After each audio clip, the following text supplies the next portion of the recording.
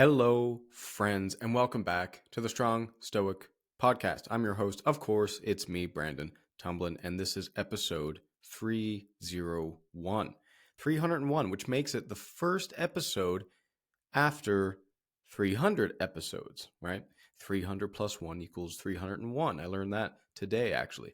So 300 episodes, if you do the math on about 20-minute episodes and a couple hour episodes with guests here and there, you get about 150 hours of podcast content, which is about 6 days of steady listening for those interested in binge listening to all the episodes. But I saw that Chris Williamson, he's the host of Modern Wisdom, and I recently started listening to his podcast a bit more. And he does this thing every 100 episodes where he recaps the biggest takeaways in the last 100 episodes. And certainly I can't go back and do that for episode 101 or 201. And I don't even know if I'm going to do it for 401 if and when I get there.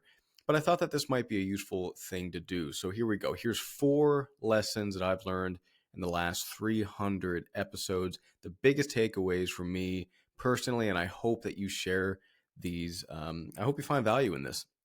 And I will say that I don't generally like to spend time talking about where I've developed as an individual, though you could probably put the pieces together through the episodes throughout the years. But, this is sort of a reflection for me, and I think one that I hope many of you will share, because a lot of the things I'm going to point out here, they're not really new per se.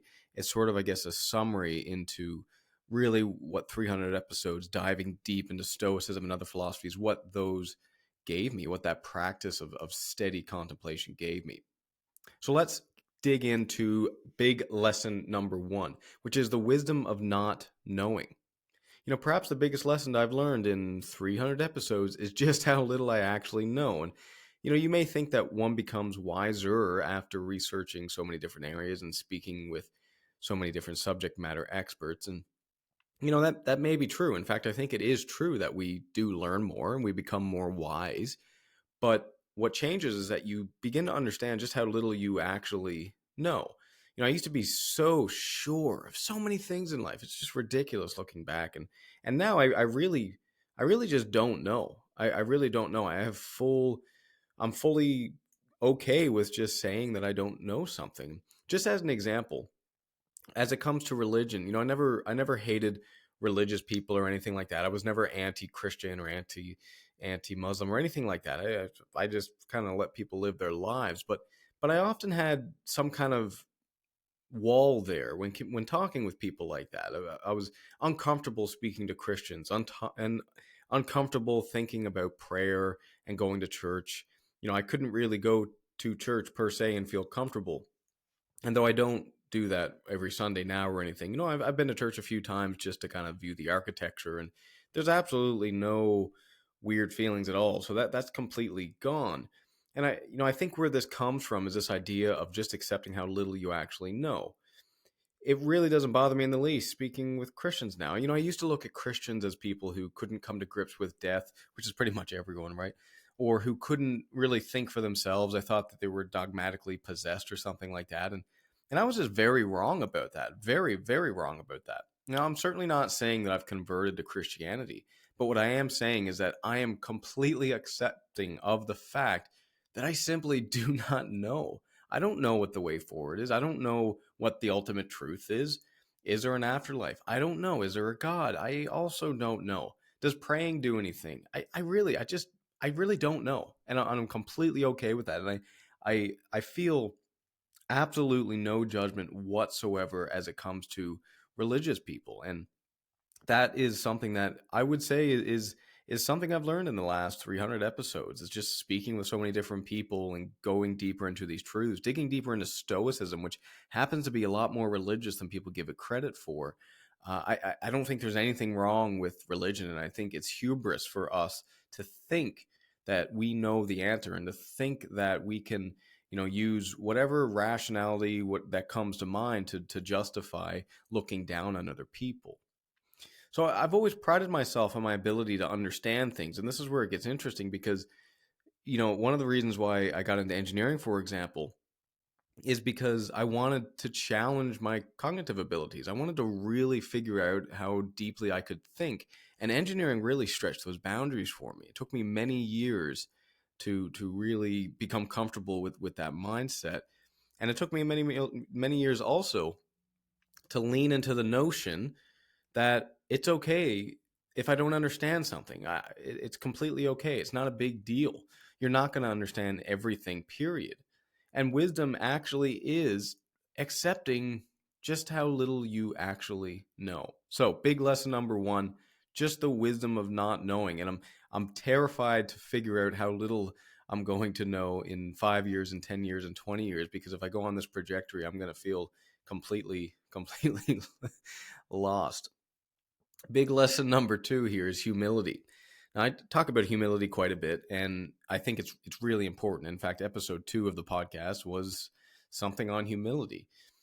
Now, before I started the podcast, as an example, I knew full well that I wasn't going to receive hundreds and thousands of downloads in my first weeks and months. I'm just using the podcast here as an example. I still keep my old stats, and I don't really look at them much anymore, but every now and then I'll haul them out just for a laugh, a giggle, if you will. And, my first week on the podcast, when I released 3 episodes on a Tuesday and I released 1 episode on a Thursday, I think I had like 4 downloads for that week. 4. And I released 4 episodes, right? So you can do the math on that. Now, and I knew that going in. I knew going in that podcasting was a really saturated industry. And but it's not really why I did it. I did it because I wanted to really explore some of these questions in a deeper manner, and lo and behold, it connected me with a lot of interesting people. And 301 episodes later, I'm still here. But I want to tell you that like the first week was rough. Like I had no history of anything philosophy wise. I did in my personal life, but in terms of publicly, no, I didn't have any foundation to grow on. And so 4 downloads in the first week is a very humbling thing. And my first goal was 27 downloads in the first 7 days of the episode being released. And why 27? Well, 27 puts me in the top 50% of all podcasts.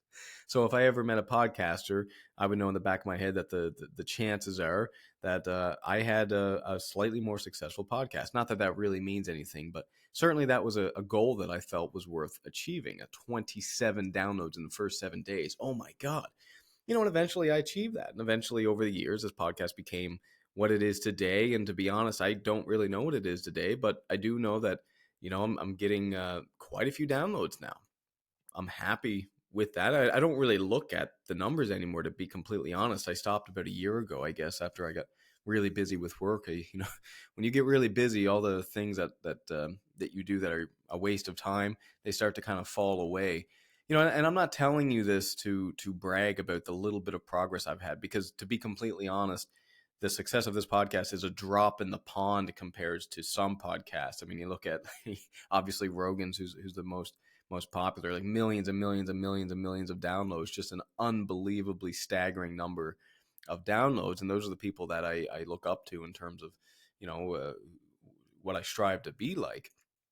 But the lesson here is that you can make progress in anything at all, as long as you're humble enough to set the bar sufficiently low.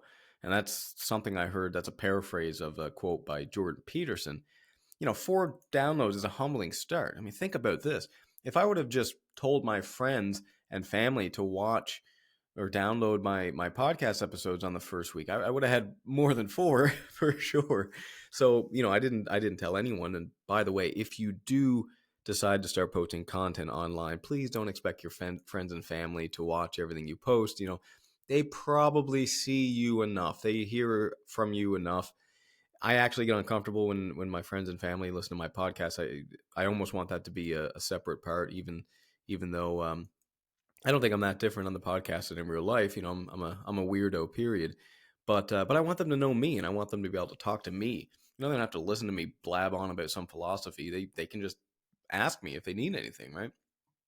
So 27 downloads an episode is a very humble first goal, but it also put me in the top 50% of podcasts. And so that was worth striving for. So whatever you're doing in life, whatever you want to get better at, listen, you can get better. That's not the question. The question is, are you willing to swallow the bitter shit pill, Meaning, are you willing to really have no success whatsoever to begin with? Absolutely nothing at all. Keep at it and you'll see improvement, but be willing to be a pathetic loser again. Oh, next, let's talk about imposter syndrome. I suffered from extreme imposter syndrome for years with my work and also with the podcast after I started seeing, a little bit of success. And for me, it wasn't really on the podcast. It wasn't the downloads and the views. It was the guests I was getting. Like I was very lucky to get connected with Kai Whiting and Simon Drew and of course Joshua Bertolotti from In Search of Wisdom. These guys that really had a lot of connections with authors and other podcasters, and I grew a network in the second year of the podcast pretty quick. And honestly, you think about people like Sharon LaBelle and Kai Whiting, Donald Robertson, Will Johncock, David Filer, these Stoic authors. I could go on and on and on. I mean, these people, the fact that I could actually have a conversation with these people was intimidating at first. And so there's a little bit of imposter syndrome with that stuff. Who the hell am I to talk philosophy with with authored philosophers?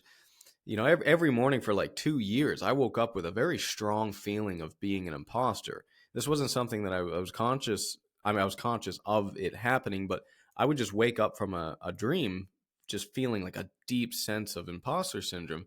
And it was so bad at times that I was afraid to go to sleep the night before. Like it was really bad. And it was partly because of my work, because I took on a bigger role over the last 3 years. I've grown quite a bit in my professional career as an engineer, project manager, but also just the podcast as well. So between those two, like imposter syndrome was kind of a daily thing, But what do you do in the face of that? Because I've heard people like Peterson and Chris Williamson, they've spoken about this before, and they kind of said, well, everybody feels that way at first. And I think the answer there is you have to keep walking through the valley. You just have to keep going. And here we are. And I can honestly say that I don't get that much anymore.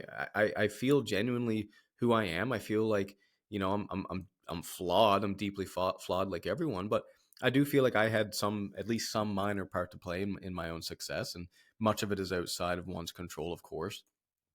Sometimes I think, that I should have more imposter syndrome. Maybe that I need a new challenge so I can get that back again. Who knows? I haven't quite figured the utility of imposter syndrome yet.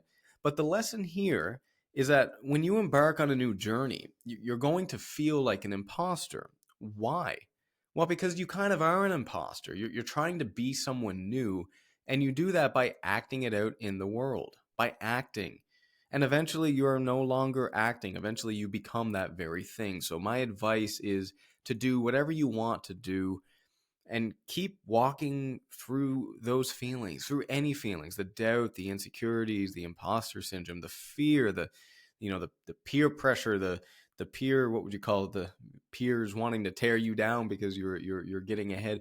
Even if you're having trouble sleeping at night, just continue to walk through that valley. There's something on the other side of that. You can get there. I promise you. Now, the last note I want to add here, the last lesson, number 4 here, is on community. I've come to realize just how important community is. And by community, I mean community in the sense of, this podcast community, the gym community, and so on. But really, I simply mean who we spend our days with, the people that you interact with on a daily basis. That's really maybe you could call it your inner community. The people around you are not just important. I've come to believe that they are literally everything. Everything. Everything you do should be in service of yourself and to those around you.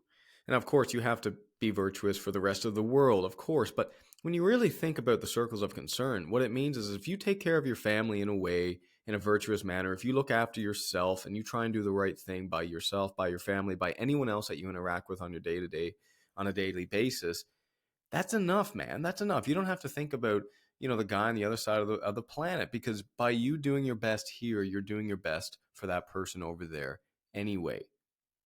What I mean is that the daily interactions, the messages, the phone calls, the talks, the silliness, the texts, the hellos, the goodbyes, all of those things I've come to enjoy more.